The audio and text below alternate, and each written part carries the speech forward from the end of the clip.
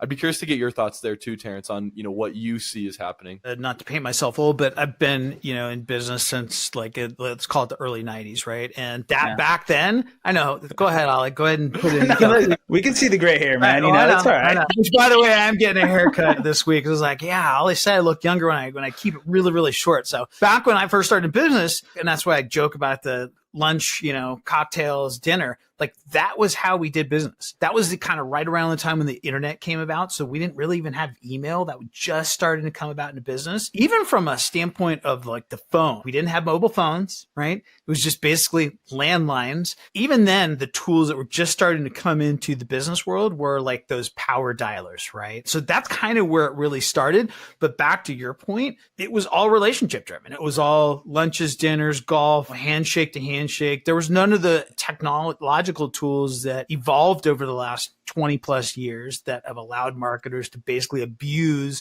and try and circumvent that tried and proven methodology of what we all know is still important today, right? Business relationships, right? Like establishing a relationship over time, building trust, demonstrating your authority and expertise of your niche, and making that buying decision comfortable, right, for that prospect. Yeah. We're kind of coming full circle back to what's important. That's always been important. We're able to use the tools, the technology to not circumvent that process, but to advocate and kind of grease the wheels and make it easier for someone to develop and establish those relationships with people on a parasocial basis, on a one-to-many type of basis.